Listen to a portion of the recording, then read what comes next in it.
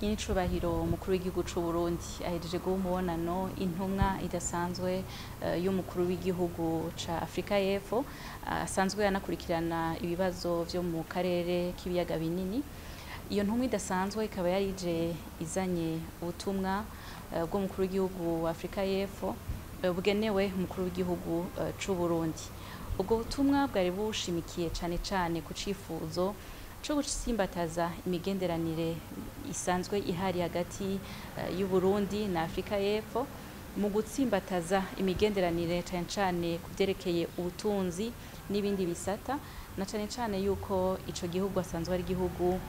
kivukanyi kandi kigenzi c'u Burundi kuva kera, kuko canabaye hafi igihugu c'u Burundi mu gihe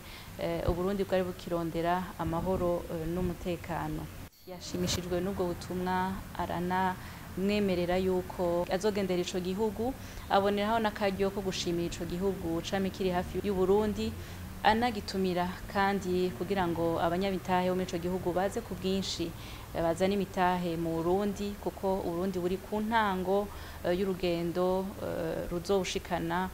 ku gihugu cishira kikizana ntango y'iterambere, aho yabahamagaye kugira ngo nabo nyene baze bajane n'Uburundi bashime itahe yabo mu gihugu c'u Burundi. Mu biyago bagize bagarutse kandi no ku mutima umwe basangiye wo guharanira amahoro n'umutekano mu karere no muri Afrika muri rusangi, aho ivyo bihugu ari bibiri mbere bisanzwe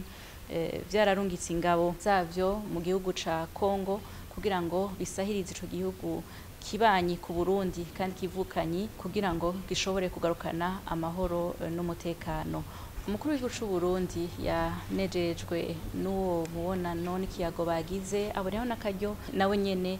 wo kurungikana ubutumwa n'indamutso ku mukuru w'igihugu ca Afrika y'Epfo, aho yanabipfurije kuroranirwa mu nteguro z'amatora yimirije mu kwezi kwa gatanu.